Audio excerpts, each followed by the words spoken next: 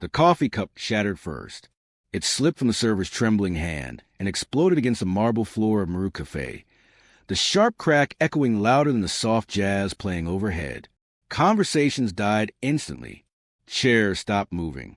Even the espresso machine seemed to hush, as if the room itself had sensed danger. At the center of the cafe, Kang Dae-rin sat completely still. His wheelchair was matte black, custom-built, sleek like a weapon rather than a medical aid. His tailored charcoal suit fit him with surgical precision, the cuffs aligned perfectly at his wrists, his watch glinting faintly under the warm lights. One hand rested calmly on the armrest. The other lay near his phone, untouched. Across from him sat an empty chair. It had been empty for 23 minutes. He didn't look at the shattered cup.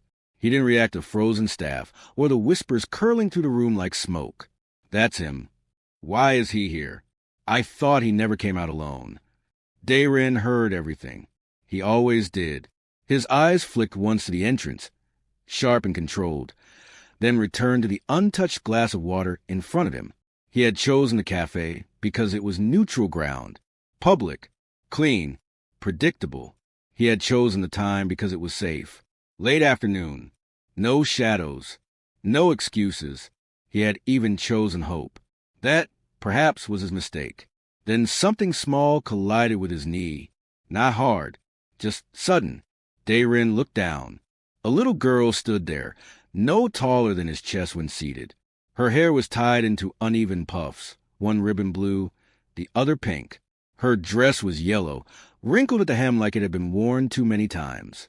She stared at him openly, not with fear or awe, but with frank curiosity. The cafe inhaled sharply as one. The child tilted her head. "Excuse me," she said clearly. Dae-rin blinked once. Security across the room shifted instinctively. A man near the counter touched his earpiece. Another took half a step forward. The girl didn't notice any of it. She looked at the empty chair, then back at Dae-rin's face. "Are you waiting for someone?" "Yes," Dae-rin replied before thinking. His voice was calm, low, controlled. It didn't tremble the way people expected powerful men to sound. It didn't need to. The girl frowned. "They're late." "Yes," he said again. She studied him harder now, eyes traveling from his suit to his still legs, to the wheels beneath him. Then she nodded, as if she had figured something important out. "Why are you alone?" she asked. "If you dress like someone important." The words hit harder than any threat ever had. Around them, no one breathed. Dae-rin felt something shift in his chest. Not pain, something worse, something unfamiliar. Before he could respond, a voice cut through the silence, sharp with panic. "Nyah!" A woman rushed forward, nearly tripping over herself as she grabbed the girl's hand and pulled her back. She bowed repeatedly, fast and desperate. "I'm so sorry. I'm so sorry." She didn't mean, "Nyah, what did I tell you about talking strangers?" The girl looked up at her mother, unbothered. "But, Mama," he looked sad. The woman froze. Slowly, she looked at Dae-rin. Their eyes met. Her breath caught. She had known, the moment the cafe went quiet. She had felt it in her bones before she saw his face. Everyone in Baekhwa knew that face. Not from photos. From consequences. Her voice wavered. "I'm so sorry. We'll leave right now." She tugged at the child's hand again. "Wait." The word landed softly but firmly. The woman stopped. Dae-rin gestured to the empty chair across from him. "Sit," he said. "Please." She hesitated, every instinct screaming at her to run. Nyah, however, smiled. "See," the girl said, tugging back. "He's polite." The woman swallowed hard. "I thank you," she said quietly, guiding her daughter into the chair. "Before we continue, can I ask you a question? Where in the world are you watching from? Comment below because we'd love to know how far these stories travel. And hit that subscribe button. Now let's continue. Zafira Adeyemi sat as if her spine were made of glass. Her hands stayed folded tightly in her lap, knuckles pale, while her eyes flicked around the cafe in sharp, practiced movements. She counted exits without meaning to. She noticed the men who weren't drinking coffee, the ones pretending to read. She felt poor here, Not because of her clothes. They were clean, carefully chosen, but because of the exhaustion clinging to her like a second skin. Long shifts, short sleep, too many worries, and not enough solutions. "I'm Zafira," she said, bowing slightly again. "This is my daughter, Nyah. I'm really sorry for disturbing you." "You didn't," Daerin replied. Nyah leaned forward, elbows on the table. "You didn't answer my question." Daerin's mouth twitched. Almost a smile. "Which one? Why you're alone?" Zafira opened her mouth to stop her, but Daerin raised a hand gently. "It's all right," he said. He met the child's eyes again. They were too perceptive, too honest. "She didn't keep her promise," he said. Nyah considered this. "That's rude." "Yes," he agreed. "It is." Zafira let out a breath she hadn't realized she was holding. "I told her not to interrupt people," she said quickly. She doesn't understand." "She understands more than most adults," Daerin said. Nyah smiled proudly. The server approached cautiously, hands shaking. "Sir, would you like another drink? On the house." Daerin nodded once. For them as well. Zafira shook her head immediately. "Oh, no, that's not necessary. We're fine." "It's already done," he replied evenly. The drinks arrived. Nyah's was hot chocolate with extra foam. She took a sip and hummed happily. "This is good." Daerin watched her with quiet intensity. Something about the way she relaxed, the way she claimed space without fear, unsettled him. "How old are you?" he asked. 6, she said.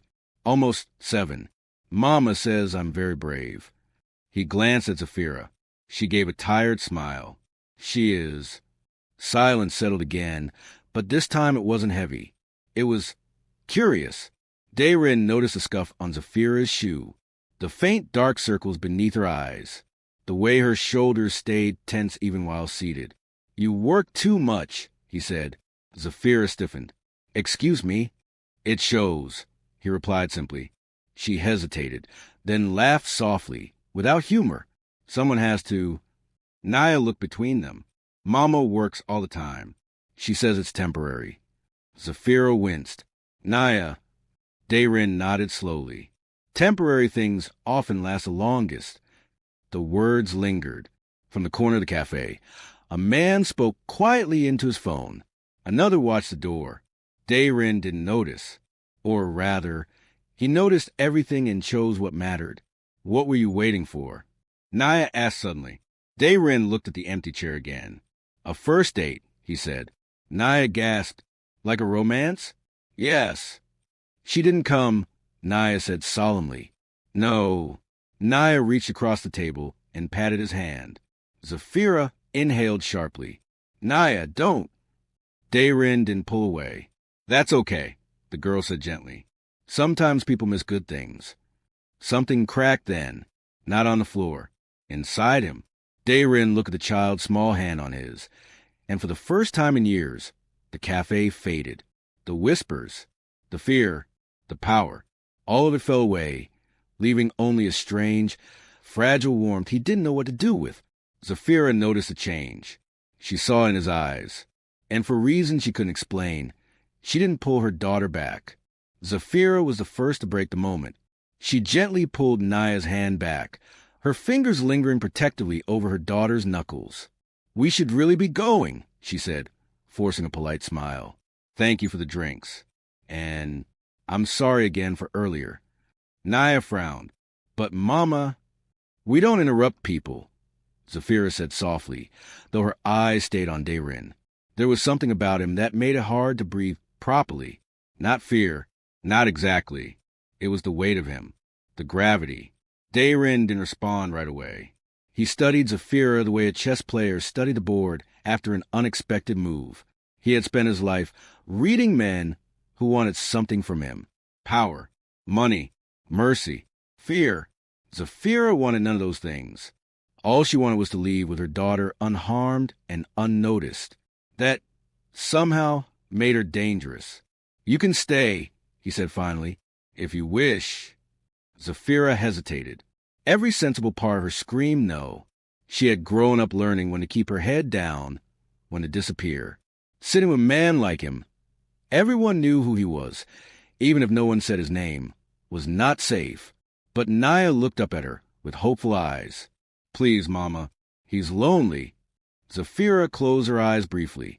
We can stay a few more minutes, she said, mostly to herself. Nyah beamed and climbed back into her chair.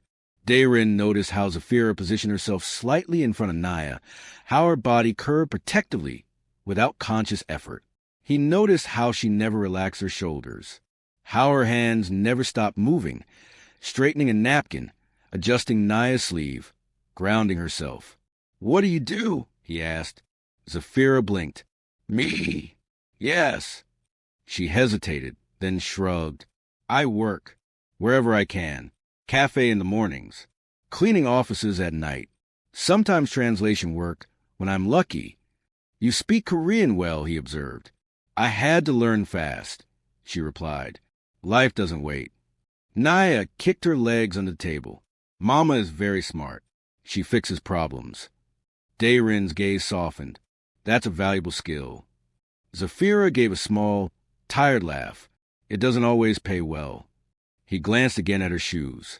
The worn soles, the careful stitching where someone had repaired them instead of replacing them. How long have you been in Baekhwa? He asked. 3 years, she replied. Long enough to know better than to cause trouble. Nyah tilted her head. Are you trouble? Daerin chuckled quietly. The sound surprised even him. Sometimes. Nyah considered that. Mama says trouble isn't always bad. Sometimes trouble means change. Zafira sighed.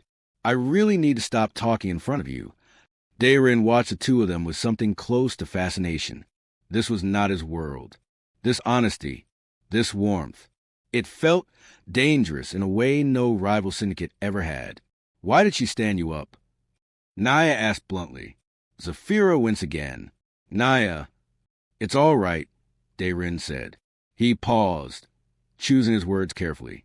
She decided I wasn't what she wanted. That's silly, Nyah said immediately. You're nice. Zafira smiled despite herself. Nyah, you don't know him. Nyah looked at Daerin seriously. I know he didn't yell at me. That made Zafira laugh, a real laugh this time. It slipped out before she could stop it. She covered her mouth, embarrassed. I'm sorry, she said quickly. She has a way of saying things that adults are too afraid to, Daerin finished. Their eyes met again. Something passed between them then. Not romance. Not yet. Recognition. Zafira felt it and looked away first. We should really go, she said, standing. Thank you again for the drinks. Nyah pouted but slid off her chair. Daerin didn't stop them. He simply watched as Zafira gathered her things, adjusting Nyah's jacket, checking her bag. At the door, Nyah turned back. Bye, she said, waving enthusiastically. I hope your next day comes. Daerin lifted a hand slightly. So do I. When they were gone, the cafe exhaled. Hyun Jae-suk appeared at Daerin's side like a shadow, his expression tight. Boss, are you all right? Yes, Daerin said quietly. You shouldn't let strangers, especially children, get that close. I know. Jae-suk hesitated. Do you want me to look into them? Daerin stared at the door a moment longer. No. Jae-suk blinked. Sir, they're not a threat, Daerin said. They're something else. Across the city, Zafira walked briskly, Nyah skipping beside her. Mama, Nyah said, swinging their joined hands. He was sad. Yes, Zafira replied. Are you sad too? Zafira didn't answer right away. The weight of unpaid bills pressed against her chest like a physical thing. The reminder from her landlord sat unread in her phone. The fridge at home was nearly empty. She had been counting days, counting coins, counting favors. I'm tired, she said finally. Nyah squeezed her hand. I'll help when I'm big. Zafira smiled down at her daughter, heart aching. You already do. That night, Zafira worked late. She cleaned offices high above the city, wiping fingerprints off glass walls that belonged to people who would never know her name. Her back ached. Her feet burned. When she finally returned home, Nyah was already asleep on the couch, curled around her stuffed rabbit. Zafira gently carried her to bed, brushing hair from her face. "I'll fix this," she whispered. "I promise." The promise echoed hollowly. At 3 a.m, her phone buzzed. She frowned, heart jumping. No one called at this hour with good news. Unknown number. She stared at it for a long moment before answering. "Hello?" "Ms. Adeyemi," a calm male voice said. "This is Kong Dae-rin." Her breath caught. "I hope I'm not disturbing you," he continued. "I wanted to ensure you arrived home safely." Zafira sat down hard on the edge of the bed. How did you get my number?" "You left your receipt at the cafe," he said simply. "It had your contact information." She swallowed. "Yes, we're home. We're fine. I'm glad." Silence stretched between them. "Why are you calling?" she asked finally. "Because," he said slowly, "I found myself thinking about your daughter's words." Zafira closed her eyes. "She speaks without thinking." "She speaks honestly," he replied. "That's rare." Another pause. "Ms. Adeyemi," he said, his voice lowering, "if you ever need assistance." "No," she said quickly. Too quickly. "Thank you, but no. I don't accept charity. I wasn't offering charity." "Then what?" He hesitated. A conversation. Another coffee. On neutral ground. Zafira laughed softly, exhaustion bleeding through.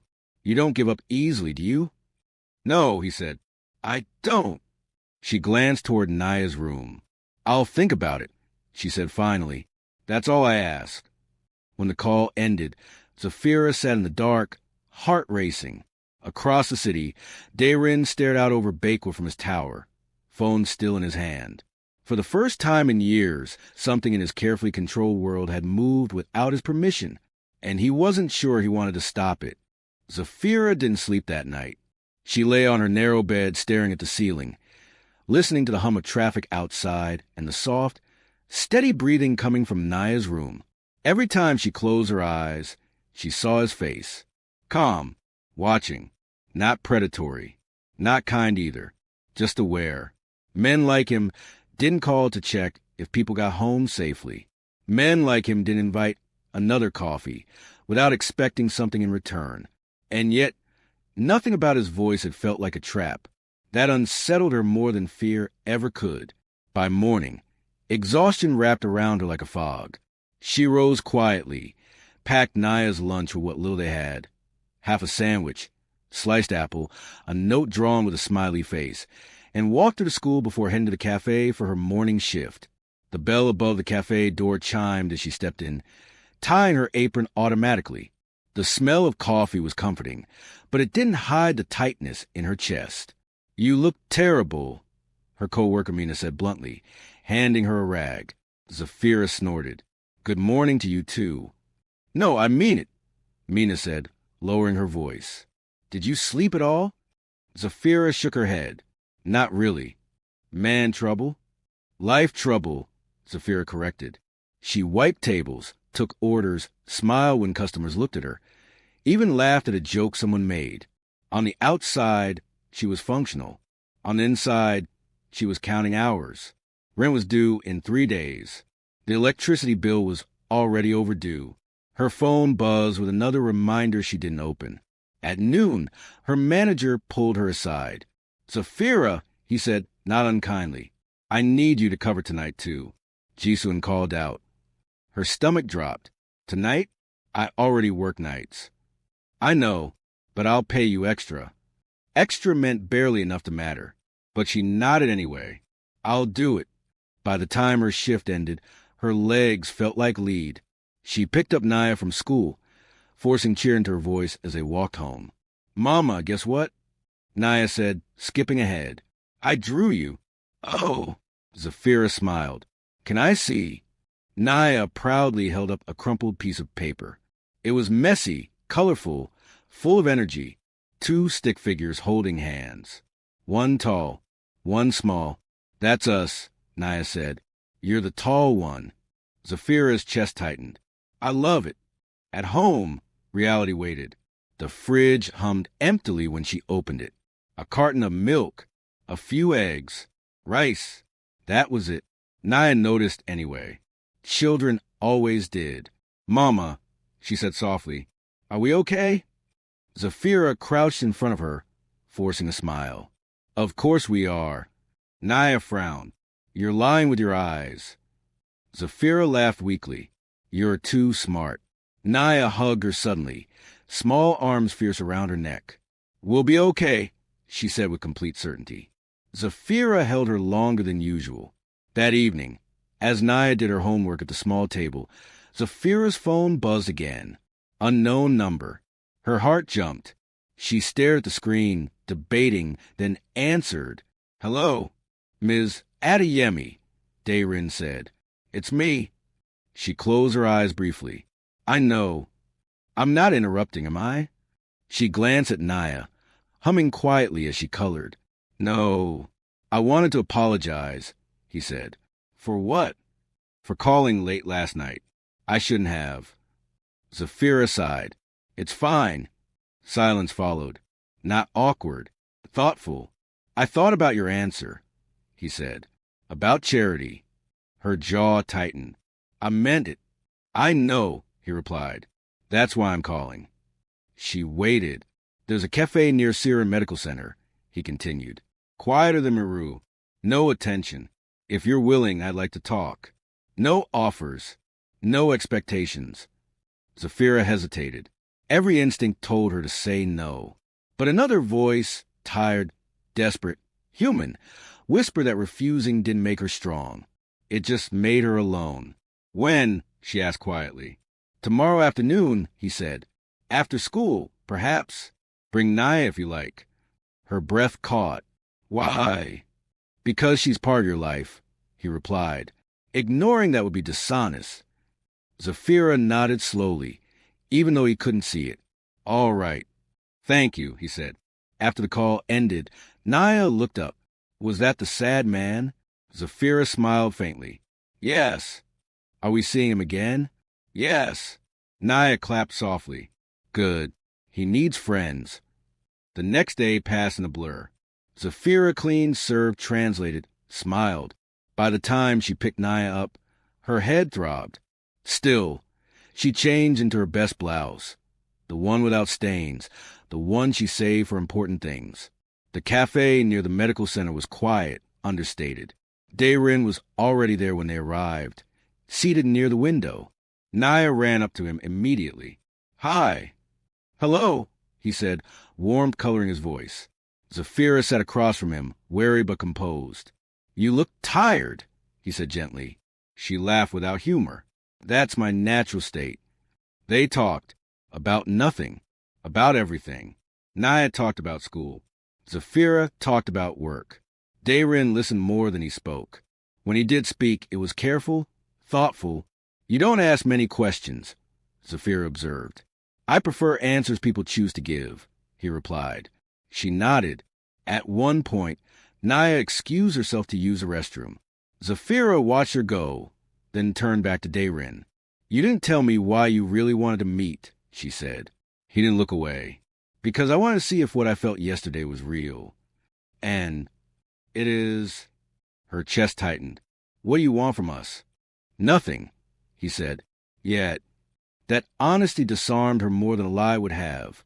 The day should have ended there. It didn't. That night, Nyah woke Zafira with a cry. "Mama," she whimpered. "It hurts." Zafira bolted upright. Nyah was curled on her side, clutching her stomach, face pale and slick with sweat. "Where does it hurt?" Zafira asked, panic rising. "Here," Nyah said weakly, pointing low. Zafira touched her forehead, burning. She grabbed her phone, hand shaking, and called a cab. At Syrian Medical Center, the fluorescent lights were too bright, too cold. Nyah whimpered as nurses rushed her onto a bed. "What's wrong with her?" Zafira asked, voice breaking. "We need to run tests," a doctor said calmly.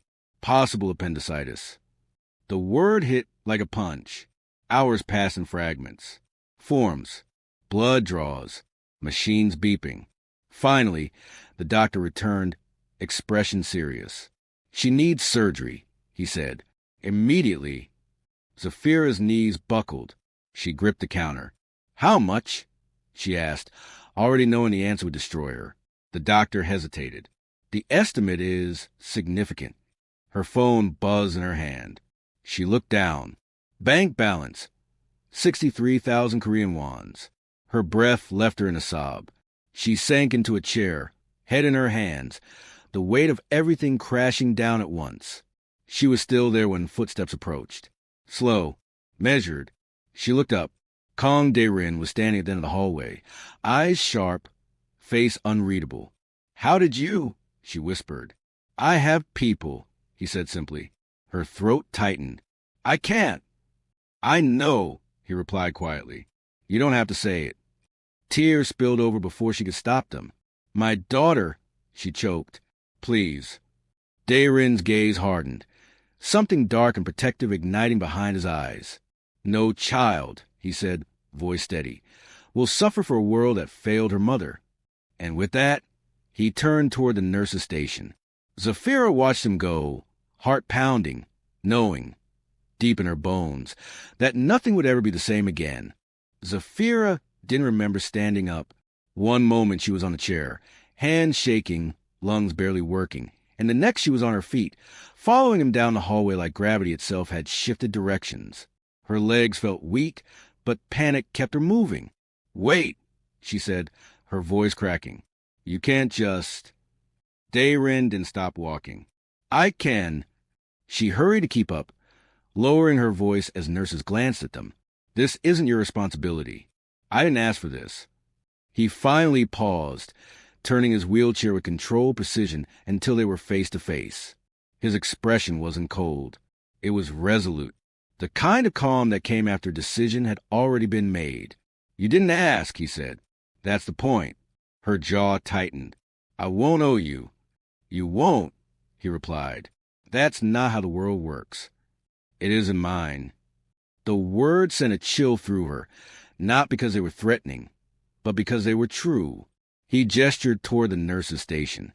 Your daughter is in pain. Every second you argue with me is another second she waits. Zafira's chest heaved. She hated this, hated the power imbalance, hated that relief was tangled so tightly with humiliation she could barely separate them. Why? She whispered. Why are you doing this? Dae-rin looked past her, down the hall where Nyah had been taken. Because she touched my hand yesterday, he said quietly, and she didn't pull away. Zafira swallowed hard. At the nurse's station, his presence changed the air instantly. People straightened. Voices lowered. Phones disappeared. A senior administrator appeared within minutes, bowing slightly. There seems to be a delay, the man said carefully. We're arranging. There will be no delay, Dae-rin replied. A card appeared in his hand, black and unmarked. It slid across the counter. Everything, he continued, is covered. The administrator nodded immediately. Of course. We'll prepare the operating room now. Zafira watched the exchange in stunned silence. No raised voices. No threats. Just obedience. She felt small and grateful and angry at herself for feeling grateful. When they took Nyah away, Zafira broke. She sank on the floor outside the operating room, arms wrapped around her knees. Shoulders shaking with silent sobs, she refused to let turn loud. She didn't want to scare her daughter. If she could hear, Dae-rin positioned himself beside her, not touching her, not intruding. Minutes passed, then hours. Zafira stared at the floor, replaying every moment she might have missed, every complaint she might have brushed off, every time Nyah had said she was tired, and Zafira had told her to push through. I should have known, she whispered.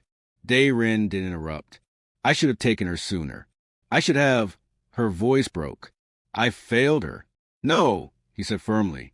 She looked up at him, eyes red. You don't know that.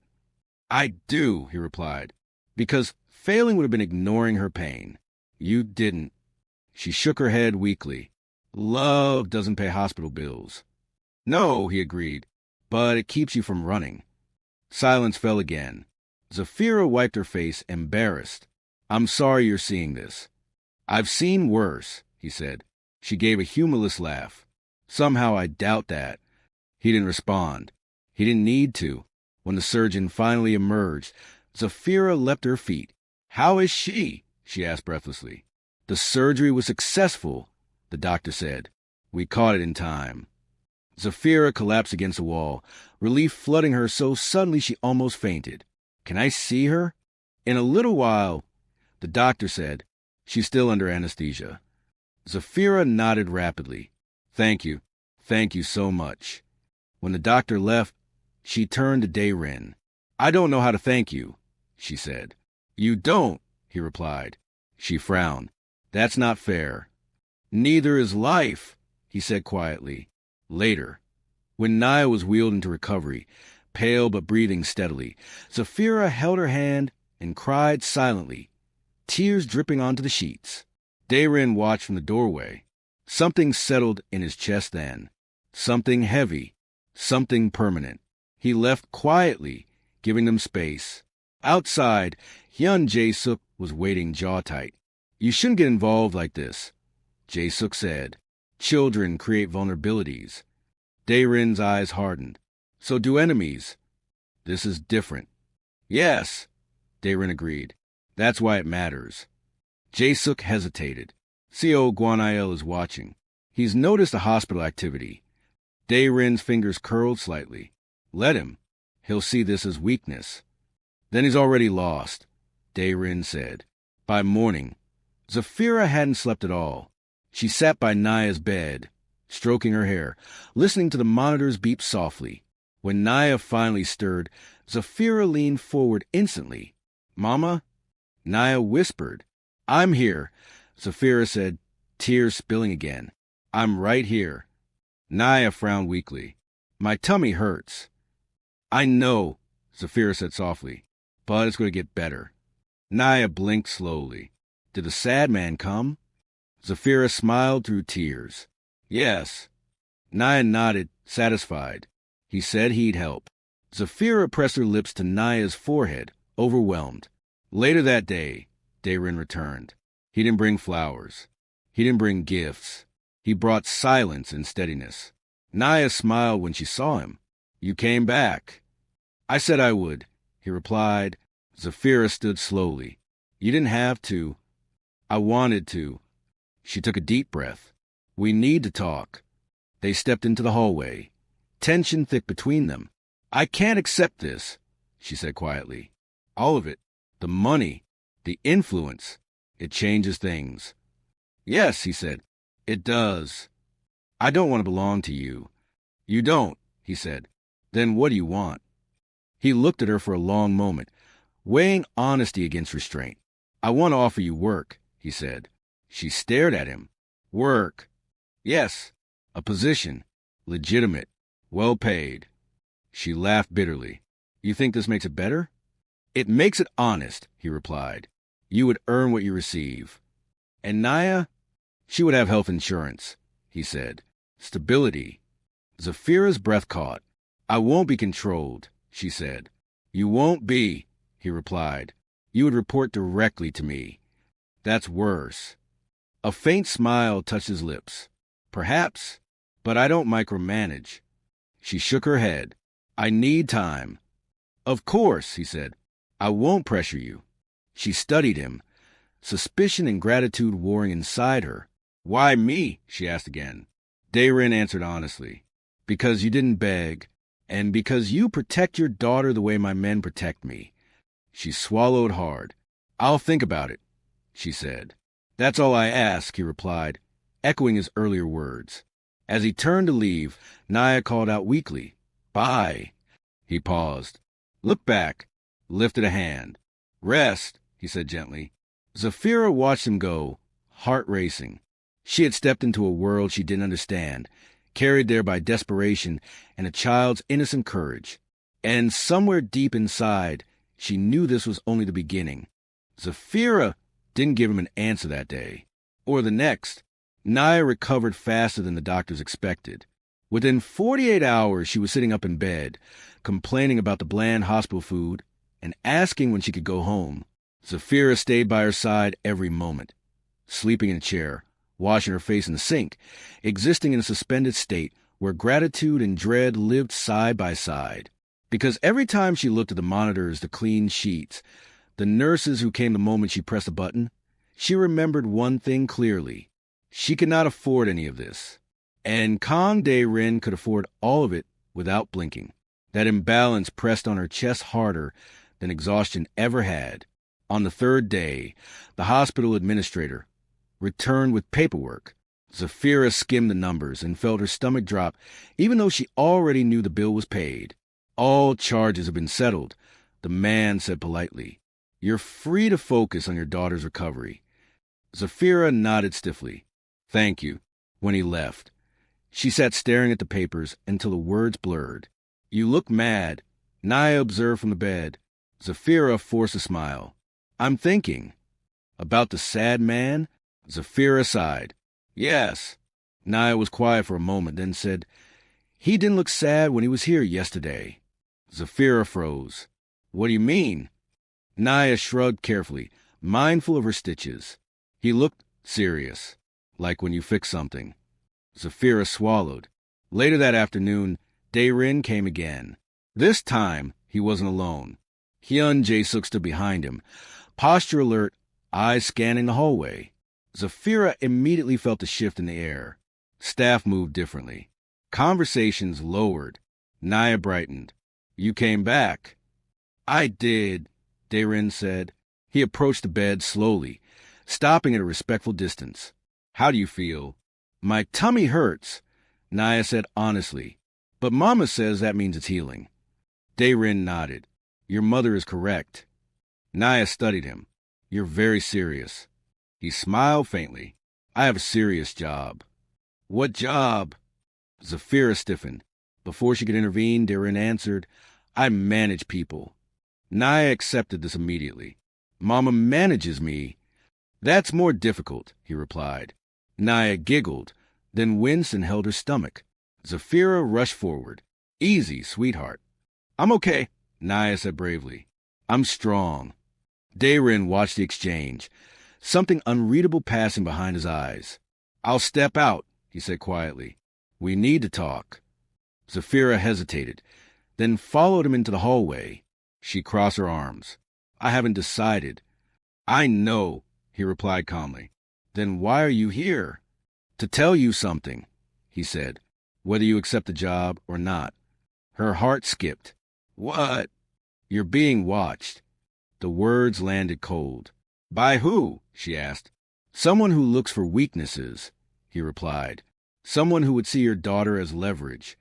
Zafira's blood ran cold. This is because of you. Yes, he said. And because of me it will be handled. That's not comforting. It's honest, he said. She stared at him, fear creeping up her spine. Are we in danger? He didn't lie. Potentially. Her voice shook. Then why would you bring us into your world? I didn't, he replied. You were already visible. The hospital made you visible. She pressed her hand to her mouth, panic rising. Then what am I supposed to do? He leaned forward slightly. Let me protect you. I didn't agree to that. You don't have to, he said. But understand this. My world does ignore things. It reacts to them. She exhaled shakily. You're telling me I don't have a choice. I'm telling you that pretending you do would be cruel. Silence stretched between them. Say I accept, she said quietly. What does that mean? It means stability, he replied. It means security. It means access to resources you should have had all along. And control. No, he said firmly. It means proximity, which carries risk. I won't lie about that. She laughed bitterly. You're very good at honesty. It's efficient. She rubbed her temples. I need to think about my daughter. That's why I'm offering, he said. Because you will. That night, Zafira dreamed of doors closing. When Nyah was discharged 2 days later, a black car waited outside the hospital. Zafira stopped short. What is this? Transportation, Dae-rin replied. Your apartment isn't safe anymore. Her heart raced. You decided that without me? I assessed it, he corrected. You decide. She looked down at Nyah, who was clutching her stuffed rabbit and staring wide-eyed at the car. "Mama," Nyah whispered, "it looks like a movie car." Zafira swallowed. "Just temporary," Daerin said. "Young Wall Estate. Secure. Quiet." She felt cornered. "Fine," she said tightly. "Temporary." The estate was nothing like Zafira expected. It wasn't ostentatious. It was calm, hidden behind trees and stone walls. The kind of place built to disappear rather than impress. Nyah's eyes widened as they were shown a bedroom larger than their entire apartment. "Is this all ours?" she asked. "Yes," Zafira replied softly. That night, Zafira couldn't sleep.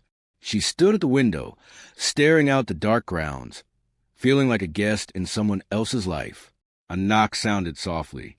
She turned sharply. "Yes." Daerin entered, stopping just inside the door. "I won't stay long." She folded her arms. "You keep saying things like that." "I mean it," he said. "I don't want you to feel trapped." "Too late." He nodded once. "Fair." She exhaled. "Tell me about the job." He wheeled closer. Executive assistant. Scheduling. Translation. Liaison work. "And the illegal parts?" "You won't touch them," he said. "Ever." She studied him. "And if I see something?" "You won't," he replied calmly. "And if you do, you'll walk away." She scoffed. "That's simple." "In my world," he said. "Yes." She leaned against the desk. "Why do I feel like I'm standing at the edge of something dangerous?" "Because you are," he said. "And because you're capable of surviving it." She looked at him then, really looked. The power, the restraint, the quiet gravity. "And if I say no," she asked. He didn't hesitate. "I'll still protect your daughter. But your life will remain fragile." The word stung. Nyah stirred in her sleep, murmuring something unintelligible. Zafira closed her eyes. "I'll accept," she said quietly. "On my terms." He inclined his head. "Name them." "No touching illegal money. No secrets involving my daughter. And if I ever feel unsafe, I leave." "Agreed," he said instantly. She opened her eyes. "Just like that?" "Yes." She laughed softly, shaking her head. "You're impossible." "And you," he replied, "are brave." The next morning, Zafira walked into Hanul Tower for the first time. The building was cold steel and glass, towering above the city like a warning. Men stopped talking when she passed. Eyes followed her. In the boardroom, tension thickened. "Who is she?" one man asked openly. Daerin entered behind her. "She's my executive assistant," he said calmly. Murmurs rippled. A man scoffed. "With respect, boss." "With no respect," Daerin interrupted, his voice sharp as a blade. "You will answer to her, or you will leave." Silence slammed down. Zafira felt her spine straighten. In that moment, she understood something terrifying and undeniable. She hadn't just stepped into his world. She had been placed at its center. The first sign that something was wrong came quietly. Too quietly. Zafira noticed it on her third day at Hanul Tower, when the elevator doors closed and the reflection staring back at her didn't feel like hers anymore. She was dressed neatly, hair pulled back, posture straighter than it had ever been in her life. People moved out of her way now. Men who wouldn't have looked twice at her before nodded, stepped aside, lowered their voices. Power was contagious, and proximity to it changed how the world treated you. She hated how quickly she noticed.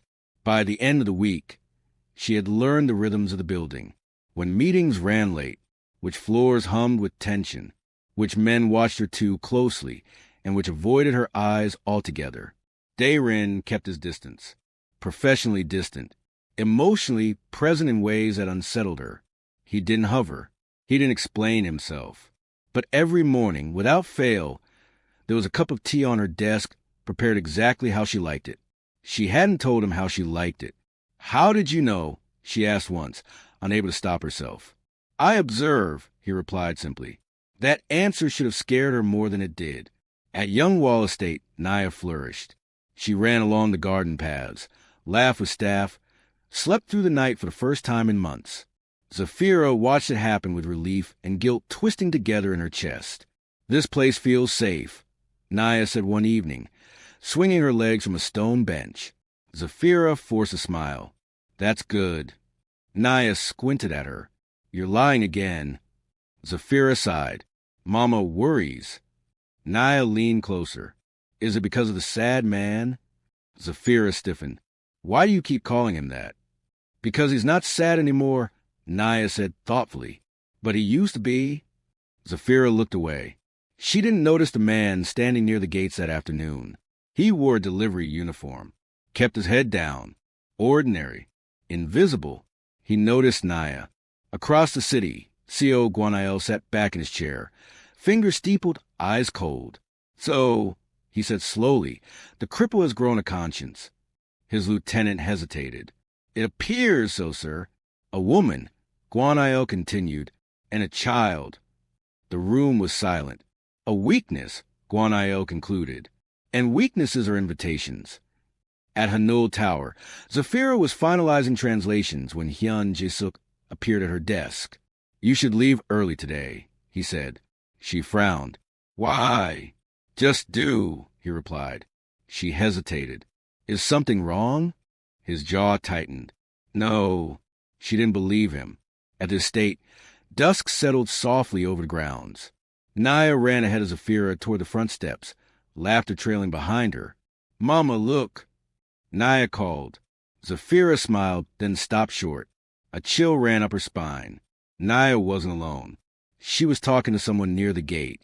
Zafira's heart slammed into her ribs. Nyah, she shouted, running. Nyah turned, confused. Mama, he asked me. Zafira scooped her up, spinning around instinctively. The man was gone. Just empty space. Open gate. Silence. Zafira's hands shook as she held her daughter. Did he touch you? Nyah shook her head, frightened now. No. He asked my name. Zafira's vision blurred. What did you say? Nyah hesitated. I said Nyah. Zafira closed her eyes, dread sinking deep into her bones. Daerin arrived within minutes. He didn't ask questions at first. He knelt beside Nyah, meeting her eyes. Did he scare you? He asked gently. Nyah shook her head. He smiled. Daerin's expression didn't change, but something dark shifted behind his eyes. He followed us, Zafira said, voice trembling. He knew where we lived. Daerin stood slowly. Jae-suk. Yes, sir. Jae-suk replied immediately. Lock the estate down, Daerin said. Full perimeter. No exceptions. Zafira's breath hitched. What's happening? Daerin looked at her. Really looked at her. The part one hoped we could avoid, he said quietly. That night, security doubled, then tripled. Cameras fed into control rooms. Men took positions without being told. The estate transformed from peaceful refuge to fortress. Zafira sat awake in Nyah's room, listening to her daughter's breathing, heart pounding. A knock came at the door. She tensed. Yes. Daerin entered, face grim. They were testing boundaries, he said. They? Zafira whispered. C.O. Guanael, he replied. A rival. He believes children should be used. Zafira's hands clenched. You said you protect her. And I will, he said firmly. She stood, anger cutting through fear. Then end this. His gaze sharpened. I intend to. Across Baekhwa, alarms went off quietly. Meetings were canceled. Orders were issued. Old favors were called in. C.O. Guanael's men began to disappear. One intercepted shipment. One warehouse fire. One trusted lieutenant found unconscious with a message carved into the table beside him. Stay away. Guanael laughed when he heard. He's angry, he said. Good. At Hanul Tower, Zafira felt the change immediately. The building buzzed with restrained violence. Phones rang nonstop. Men moved with purpose. Eyes sharp. She caught Jae-suk's arm. What's happening? He hesitated. War. The word chilled her. You said short, she said later to Daerin, voice shaking. You said decisive. And it will be, he replied, but it has already begun. That night, Gunfire echoed in a district far from the estate. Nyah woke screaming. Zafira held her, rocking back and forth, whispering reassurances she barely believed. "Is he mad?" Nyah asked tearfully. Zafira swallowed. "No, sweetheart. He's protecting us." "Like a knight?" Nyah whispered. Zafira didn't answer. In a dim warehouse, Daerin watched through security feeds as his men moved. "No civilians," he said calmly. "No collateral." "Yes, boss." Voices replied in unison. Jae-suk glanced at him. "This is because of them." "Yes," Daerin said. "You've never gone this far this fast." Daerin's eyes were cold. "Then you've never seen someone touch what's mine." The words hung heavy. Back at the estate, Zafira felt them without hearing them. She stood at the window, staring into the dark, realizing something terrifying. This wasn't just protection. This was possession.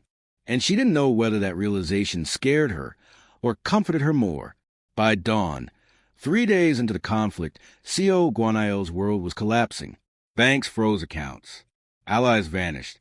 Safe houses burned. He slammed his fist onto the table. "He thinks I'll beg." "He won't," his lieutenant whispered. "He's coming." At sunrise, Daerin rolled into control room, eyes rimmed red but steady.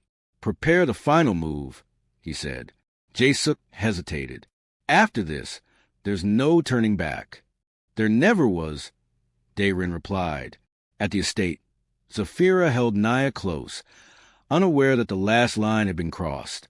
And somewhere in the city, Co. Guanayo realized too late that he had mistaken love for weakness. It would cost him everything. The days after the conflict were quiet, almost eerily so. Baekhwa District began to breathe again, the hum of the city returning, yet Zafira could feel the tension lingering beneath the surface. She had thought danger was a wave that would pass, but the way Daerin moved, calm, controlled, yet always watching, told her it was more like a tide, constant, inevitable, unstoppable. Nyah had recovered fully, her laughter ringing through Youngwall Estate once more.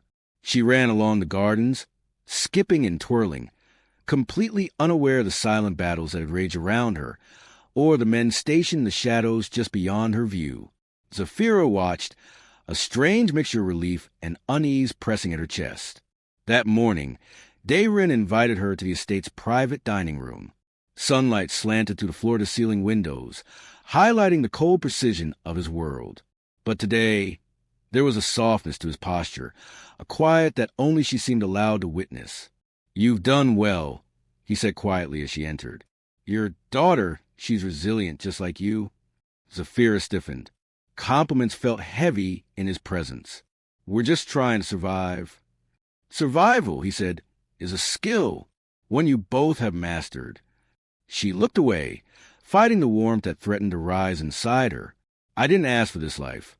"You didn't ask for anything," he replied. "But you adapted, and you protected what mattered." The words stung, but not with accusation. They were an acknowledgement of everything she had carried. The exhaustion, the fear, the courage she hadn't realized she possessed. She let a single breath escape her lips, unafraid for the first time in weeks. Hyun Jisuk entered quietly, nodding to them both. "All clear outside. Guanayo's remnants have dispersed. We're secure for now." Daerin's expression darkened just slightly. "For now," he echoed. Zafira noticed her heart tightening. There was no celebration, no relief, only awareness that safety was temporary, fragile, that even victories carried consequences, that life in Daerin's world was never truly settled. Later, when Nyah had gone play in the state gardens, Zafira sat alone with Daerin in the sitting room. Silence stretched comfortably, yet it was filled with unspoken tension. Finally, she dared ask a question that had been clawing at her chest since the first day. "What now?" He leaned back in his wheelchair, fingers steepled, eyes tracing the sunlight patterns on the floor. "Now we live," he said, "and we prepare. The world doesn't wait. Neither can we." She swallowed hard. "And me? Do I belong here?" He turned to her fully, gaze intense but steady. "You choose to. And so far you have."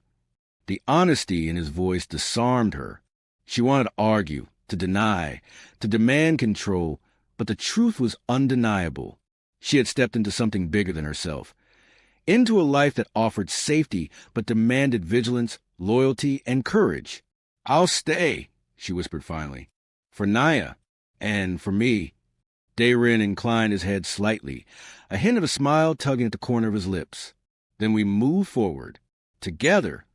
At that moment, Nyah ran into the room, laughter and energy spilling over. She stopped suddenly, sensing the intensity in the air. "Mama, Daddy?" she asked, uncertain. Zafira's chest tightened. "Yes, sweetheart. That's what we are." Daerin's lips quirked again. "For now," he said, his tone lighter, but his eyes darkened in thought. Later that night, as Zafira tucked Nyah into bed, she paused at the doorway. The estate was quiet, almost too quiet. Something in the air felt unsettled. She turned back to Daerin, who was watching her from across the hall. "Do you ever rest?" she asked. He shook his head. "Rest is a luxury. Preparation is survival." Zafira shivered, realizing she had entered a world that never truly slept. A world where love, power, danger, and family collided in ways she couldn't fully control or even predict. Outside, in the shadows of Baekhwa, unseen eyes watched the estate, calculating, waiting. A faint message arrived on an encrypted phone belonging to an unknown operative. The crippled king grows protective. The mother and child are central. Prepare contingencies. Daerin didn't know it yet, but the next storm was already forming. And Zafira, for all her courage and intelligence, couldn't protect herself, or Nyah, from what was coming. And that was the truth that neither of them could ignore. Thank you so much for watching this story until the very end. If you felt something, anything at all, please hit that subscribe button and leave a comment telling me your favorite part. I read every single comment, and they mean the world to me. Also, let me know what city you're watching from. I love knowing where all my amazing viewers are located. Until next time, stay blessed, stay safe.